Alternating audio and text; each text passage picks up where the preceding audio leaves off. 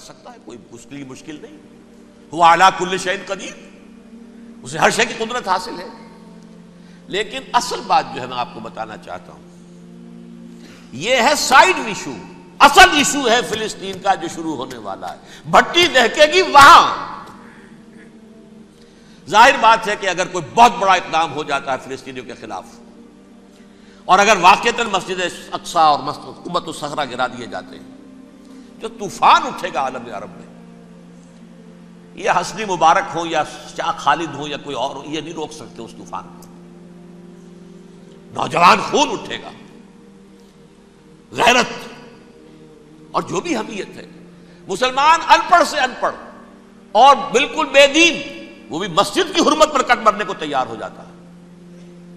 مسجد تو بنا دی شب بھر میں ایمان کی حرارت والوں نے، من اپنا پرانا پاپی ہے، برسوں میں نماز ہی بن نہ سکا.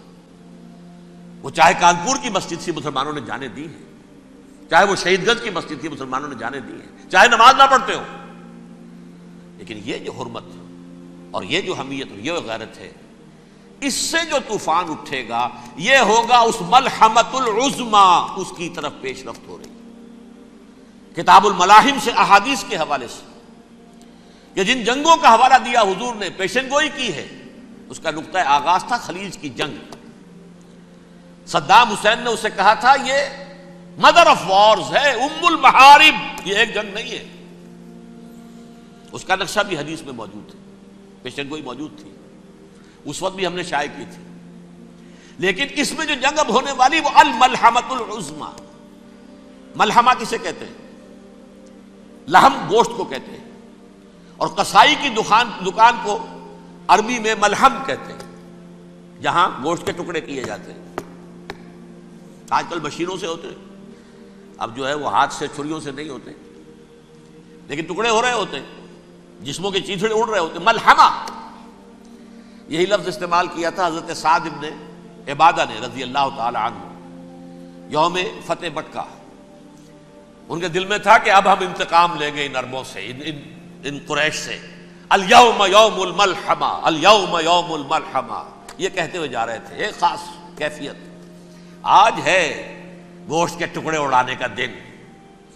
حضور سے کہا کسی نے جا کر کے ساتھ تو یہ کہہ رہے ہیں الیوم یوم الملحمہ، الیوم یوم الملحمہ.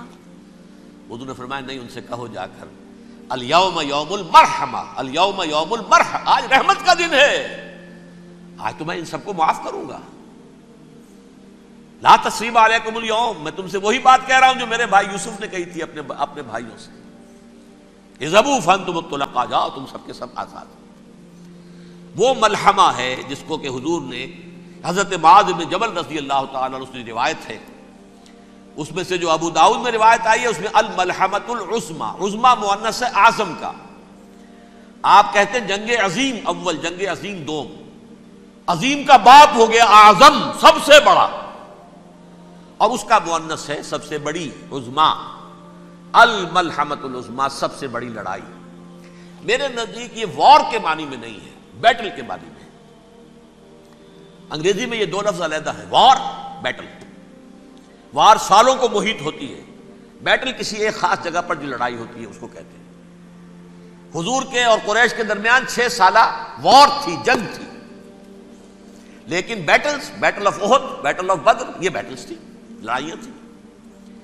تو عظیم ترین جنگ شاید اس اعتبار سے نہ ہو جیسے کہ ورلڈ وار 1 اور ورلڈ وار 2، یعنی اس کی وسعت کا اتنا معاملہ نہیں اور طوالت کا نہیں. لیکن جو لڑائی جو ہے بیٹل ہونی ہے، جس کو کہ یہ لوگ، یا چونکہ میں نے کہا تھا شروع میں کہ سرما ہے میری آنکھ کا خاک حجاز و ہول قدس، نیو ٹیسٹمنٹ کی آخری کتاب ہے the book of Revelation, Revelation of Saint John. اس میں آرمگڈون کہا گیا ہے اسے. ہر مجدون، یہ عبرانی لفظ ہے، ہر کہتے ہیں اونچی جگہ کو، سطح مرتفع. مجدون میگیڈو، میگیڈو ایک وادی ہے، مرتفع، وادی مرتفع. یہ ہے واقع لبنان، اسرائیل اور شام کے درمیان جو ٹکڑا، جو ٹرائنگل بنتی ہے، یہ ہے، یہاں پر بڑی جنگ لڑی جائے گی.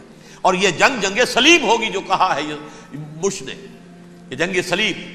سیکنڈ ملینیم شروع ہوئی تھی تو پہلی صلیبی جنگ ہوئی تھی، تھرڈ ملینیم شروع ہوا ہے، یہ سیکنڈ صلیبی جنگ ہے، یہ کروسیڈ ہے. اور میں اس مرتبہ امریکہ گیا تھا تو پہلی مرتبہ مجھے وہاں ایک رسالہ ملا ٹرمپٹ نام کا. یہ امریکہ کے جو بہت ایکسٹریمسٹ قسم کے پروٹیسٹنٹس ہیں، یہ ان کا رسالہ ہے، اور ان کے بارے میں اب کہا جا رہا ہے وہ کرسچین زائنسٹ ہیں. آپ شاید پہلی مرتبہ یہ لفظ سن رہے ہوں. زائنسٹ تو ہم سمجھتے ہیں یہودیوں کو، کرسچین زائنسٹ وہ ہیں جو ہیں تو عیسائی پروٹیسٹنٹس ہیں، لیکن اسرائیل کے وہ حمایتی یہودیوں سے بڑھ کر ہیں. یہ میری کسی پہلی تقریر میں شاید بہت سے حضرات کو یاد آ جائے، میں نے کہا تھا 4 سال پہلے ہمارا تنظیم اسلامی کا ایک کنونشن ہوا تھا ہوسٹن میں، امریکہ کا جنوبی علاقے کا شہر ہے. ایک سیشن اس میں ہم نے رکھا تھا انٹرفیتھ، ایک عیسائی کو بلایا تھا، ایک یہودی بہت بڑا وہاں کا عالم ہے اس کو بلایا تھا.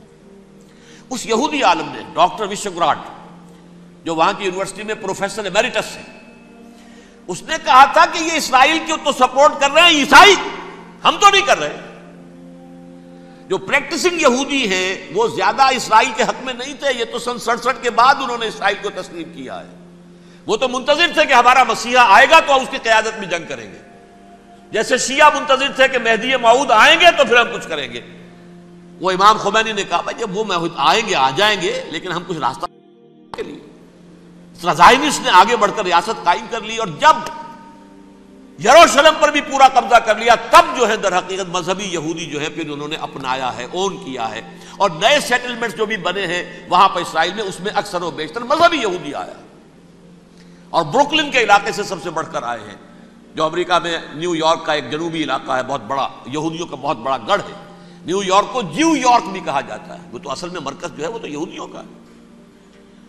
اس حوالے سے وہاں پر جو کرسچن زائنسٹ کہلاتے ہیں وہ اسرائیل کے یہودیوں سے بھی بڑھ کر کہیں سپورٹر ہیں. بہرحال اس دوسری صلیبی جنگ کا معاملہ جو میں کہہ رہا تھا، ٹرمپٹ نامی رسالہ، اس کا ایک مضمون ہے دی لاسٹ کروسیڈ. اب یہ آخری کروسیڈ ہے جو شروع ہونے والا ہے. میں تو حیران ہوں کس قدر کھل کے وہ باتیں کرتے ہیں. رومن کیتھولکس کو وہ کہتے ہیں کہ یہ شیطان ہے، یہ پوپ شیطان ہے، یہ یورپ کو اس نے جمع کیا ہے کرسچینٹی کی بنیاد پر، اور اس میں زیادہ تر کیتھولکس ہیں. آپ کو معلوم ہے برطانیہ بڑی مشکل سے شامل ہوا ان کے ساتھ، اس لیے کہ وہ پروٹیسٹنٹ کا سردار تھا، ابھی پوری طرح نہیں ہے.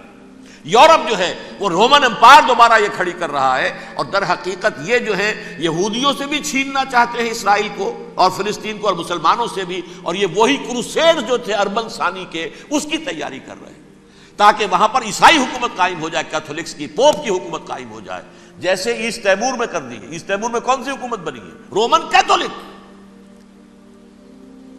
رومن کیتھولک اسرائیل میں بنے تاکہ یہ سارے مقامات مقدسہ جہاں اسرائیل پیدا ہوئے، بیت حضرت مسیح پیدا ہوا، بیت الحم کہاں ہے؟ وہی ہے کہ نہیں؟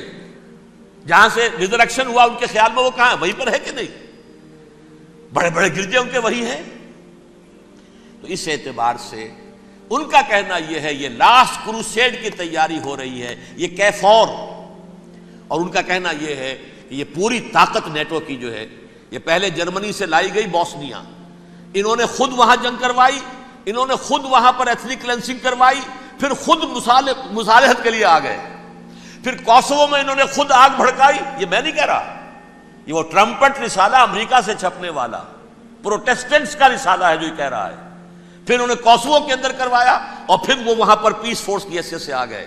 اب وہ میسیڈونیا میں کروا رہے ہیں اور وہاں داخل ہو گئے ہیں. اگلا قدم ان کا سائپرس ہوگا، سائپرس میں ترکوں کو اور وہ گریکس کو لڑائیں گے اور وہاں آ جائیں گے، وہاں سے ایک چھلانگ لگائیں گے اور یہ فلسطین میں پہنچیں گے، اور یہ وہاں پر ایک رومن امپائر، اپنی پرانی رومن امپائر کی طرح کی رومن کیتھولک ریاست قائم کرنا چاہتے ہیں. تو وہاں امریکہ کے عیسائیوں میں بھی کوئی ایک طبقہ نہیں ہے، کیتھولکس بھی ہے، کیتھولکس زیادہ نہیں ہے ہمدرد، لیکن اب تابع ہو چکے ہیں.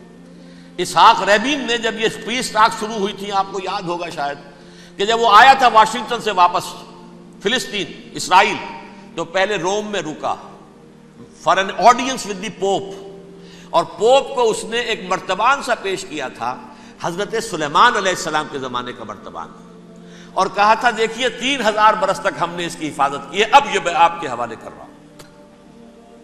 اس کے بعد سے پوپ جو ہے بالکل رام ہو گیا اور وہ عیسائیوں کے ساتھ اور یہودیوں کے ساتھ ان کا پورا معاہدہ ہو. اب پورا عیسائی ورلڈ جو ہے بعثت مجموعی یہودیوں کے شکنجے میں ہے. البتہ ان کے اندر بھی جھگڑے ہیں. جو وہاں پر وائٹ کرسچن ملیشیاز ہیں وہ ایکسٹریمسٹ ہیں کیتھولکس. ان کے نزدیک دشمن نمبر 1 یہودی، دشمن نمبر 2 مسلمان، دشمن نمبر 3 جو یورپ میں کالے ہیں، ایفرو امریکن، چاہے وہ عیسائی ہو گئے ہوں، کوئی بھی ہوں. یہ 3 دشمن ہیں جن سے انہوں نے کلینز کرنا ہے، صاف کرنا ہے ان کے خیال کے مطابق امریکہ کی سوسائٹی کو. اولاً یہود، پھر مسلمان، اور پھر یہ جو کالے ہیں. لیکن دوسری طرف پروٹیسٹنٹس کے اندر ایکسٹریمسٹ وہ ہیں جنہیں کہا جا رہا ہے یہ کرسچین زائنسٹ ہیں، یہ اسرائیل سے بڑھ کر سپورٹرز ہیں. بہرحال یہ اب جنگ ہوگی، اس کا نتیجہ کیا نکلے گا یہ تو اللہ ہی جانتا ہے. اب میں آخری بات کی طرف آ رہا ہوں. آخری نتیجہ تو جو بھی کچھ اپس اینڈ ڈاؤنز آئیں گے. تلک الایام نداولها بین الناس. آخری نتیجہ ڈراپ سین وہ یہ ہوگا کہ اللہ کے دین کا بول بالا ہوگا اور پوری دنیا پر محمد کے لائے ہوئے دین صلی اللہ علیہ وسلم کی حکومت قائم ہوگی. وہ گویا قیامت کی تمہید ہوگی، اس کے بعد بس قیامت آئے گی. کیونکہ مقصد کائنات، تخلیق کائنات پورا ہو جائے گا. پوری مخلوقات کے اندر مقصد تخلیق، کلائمیکس آف کریشن محمد الرسول اللہ صلی اللہ علیہ وسلم. دین کی تکمیل محمد الرسول اللہ صلی اللہ علیہ وسلم. اور اس خلافت عرضی کے لیے جو حضرت آدم کو خلافت دی گئی تھی، جب اس میں وہ خلافت پوری دنیا پر قائم ہو جائے گی اس کا مقصد پورا ہو جائے گا. And that will be the beginning of the end. اس کے بعد قیامت ہے. آخری نتیجہ تو یہ نکلنا ہے. اس سے پہلے سزائیں ہمیں بھی مل رہی ہیں. اور یہاں میں کانٹے کی بات جو چھوڑ گیا تھا اس کو بیان کر دوں. اللہ نے اس مغضوب علیہم قوم کو، اس ملعون قوم کو کیوں اب تک چھوٹ دیے رکھی؟ میں بتا چکا ہوں یہ بڑے عذاب کے مستحق ہو چکے تھے حضرت عیسیٰ علیہ السلام کے زمانے میں. چھوٹ دی ہے ابھی تک ہے، بلکہ ایک مرتبہ ابھارا ہے. 1900 برس کے بعد ابھرے ہیں یہ. بالفور ڈیکلریشن 1917، سن 70 عیسوی کے بعد، تقریباً 1900 برس، 1850 برس تو ہے کم سے کم. پھر creation of Israel 1948، 1967 extension of Israel, یروشلم پر قبضہ. یہ سارا جو ہے کیوں ہے؟ اللہ تعالیٰ اس خیر امت محمد صلی اللہ علیہ وسلم، اس کے بہترین حصے کو سزا ان ملعونوں کے ہاتھوں دے رہا ہے. کیوں؟ جو جرم انہوں نے کیا تھا وہی ہم نے کیا. انہوں نے اللہ کی کتاب کو پیٹھ کے پیچھے پھینکا. نبذ فریق من الذین اوتوا الکتاب کتاب اللہ وراء ظہورہم. ہم نے اپنی پیٹھوں کے پیچھے پھینکا کہ نہیں؟ کولونیل رول سے آزاد ہوئے، کہیں اسلامی قانون نافذ کیا، کہیں اسلامی نظام قائم کیا. تو جو جرم ان کا تھا وہی ہمارا ہے. اور ہم خیر امت ہیں، اور ہمارے میں سے خیر ترین عرب ہے. ان پر اللہ کا فضل، ان کی مادری زبان میں اللہ کی کتاب موجود ہے. پھر انہوں نے اللہ کے دین کو پیٹھ دکھائی. جو ملک آزاد ہوا کولونیل رول سے، یا اس نے قبلہ کر لیا اپنا ماسکو کی طرف یا کر لیا واشنگٹن کی طرف. کسی نے مکے کو قبلہ بنایا. یہ بدترین سزا ہے. ویل للعرب من شر قد اقترب. اور ترمذی شریف میں تو یہاں تک روایت ہے، من اقتراب الساعۃ ہلاک العرب. قیامت کے قرب کی ایک نشانی یہ بھی ہوگی کہ عرب ہلاک ہو جائیں گے. ایک حدیث میں الفاظ آتے ہیں کہ حضور نے جب کہا یہ ہوگا یہ ہوگا یہ ہوگا، یہ بربادی آئے گی، تو کسی زوجہ محترمہ نام میں بھول رہا ہوں، انہوں نے پوچھا کہ عرب اس دن کہاں ہوں گے؟ فرمایا العرب یومئذ قلیل، بہت کم. آخری خاتمہ ہونا ہے یہود کا حضرت مسیح علیہ السلام کے ہاتھوں. وہ عذاب جو 2000 برس تک ان سے چلا رہا وہ آئے گا اور ان کے رسول ہی کے ہاتھوں آئے گا. لیکن اس سے پہلے مسلمانوں پر یہ عذاب آ رہا ہے، ہولوکاسٹ کے درجے کا عذاب آ رہا ہے. البتہ ہم پاکستانی اس میں یوں سمجھ لیجئے کہ وہ تو خبریں موجود ہیں احادیث میں، وہاں تو جو ہونا ہے.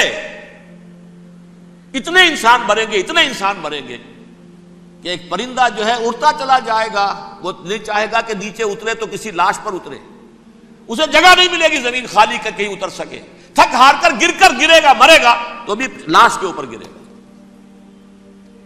یہ الفاظ ہے حضور صلی اللہ علیہ وسلم. الملحمۃ العظمیٰ الملحمۃ الکبریٰ، یہ لاسٹ کروسیڈ ٹرمپٹ اخبار نے، میں اس کا فوٹو اسٹیٹ بھی کبھی آپ کو دکھا دوں، ویسے میرے ساتھ ہے وہ رسالہ ٹرمپٹ، دی لاسٹ کروسیڈ، اس کی تیاری ہو رہی ہے. وہ الملحمۃ العظمیٰ اور ملحمۃ الکبریٰ جو ہے وہ آنے والی ہے. ابن ماجہ میں کبریٰ کہا ہے، اکبر کا مؤنث کبریٰ، ملحمہ کبریٰ سب سے بڑی جنگ اور ملحمہ عظمیٰ سب سے عظیم جنگ. یہ ہوگی اور بہت جلد ہوگی.